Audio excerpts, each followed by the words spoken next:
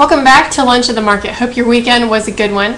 Florida State, Boise State, and Oregon all came home with wins, while the Cincinnati Bearcats fell 2 points short of beating Oklahoma in a terrific game, but a loss nonetheless. Brad's all excited that his decision to once again bench Peyton Manning in favor of Michael Vick paid off another week. The MO Financial Fantasy team just has to get through Monday night without having our opponent's wide receiver score more than 16 points, and then we'll be 2-1 this season. Did you know that rigmarole is a real word? Seriously, I just thought it was something that Brad's mom made up because she couldn't think of a real word. Turns out that it really is an elaborate or complicated procedure. So, why all the non-stock related news? Because there's no trade today. Seriously, no trade.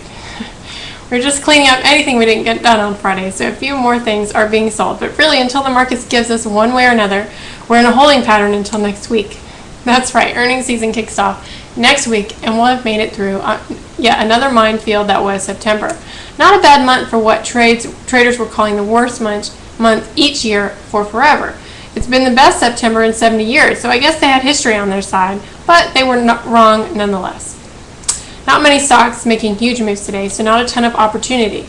We're waiting for a time decay to start eating away at the options we're short, and we'll start taking things off next week when they get really cheap.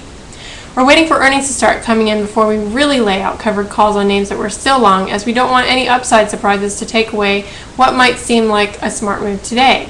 On huge pops, we'll lay out calls against our long position, maybe even in the money call options if we're looking to exit the stock on a huge run. Thanks for tuning in again today. Hope your weekend was a nice one, and your teams won, unless they played our teams, of course. Nice to see hockey back in full swing. Hard not to love watching a bunch of guys crash into each other at high speeds while they chase the smallest object in sports outside of the golf ball.